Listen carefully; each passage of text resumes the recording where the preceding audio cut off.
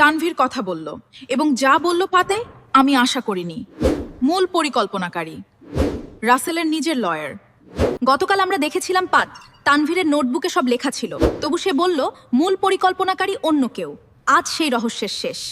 রাসেলের লয়ার করিম সাহেব তার 25 বছর ধরে রাসেলের সব সম্পত্তি ম্যানেজ করছেন। তানভীর বলল করিম সাহেব প্রথম প্রস্তাব দিয়েছিল, বাবার টাকা দ্রুত পাওয়ার উপায় বলেছিল। করিম সাহেব কেন?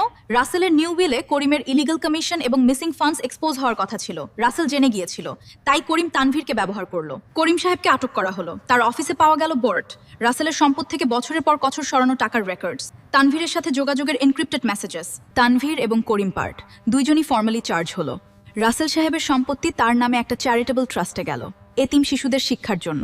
এই কেস থেকে শিখলাম স্মার্ট হোম সুবিধাজনক, কিন্তু সিকিউরিটি ছাড়া বিপজ্জনক। ডিভাইসের অ্যাক্সেস কাউকে দেওয়ার আগে ভাবো, ডিজিটাল ফুটপ্রিন্ট সবসময় থাকে। আর একটা কথা পরিবারের সমস্যা থাকলে কথা বলো, আইনি পথ আছে। টাকার জন্য এই পথে গেলে তানভীরের মতো হবে। Case solved. পরের কেসটায় একটা পরিত্যক্ত বাড়ি ভাঙতে গিয়ে মাটির নিচে কিছু পাওয়া গেছে। ডিএনএ টেস্ট বলছে 30 বছর আগে নিখোঁজ কেউ। তার পরিবার এখন এই শহরের সবচেয়ে ক্ষমতাশালী।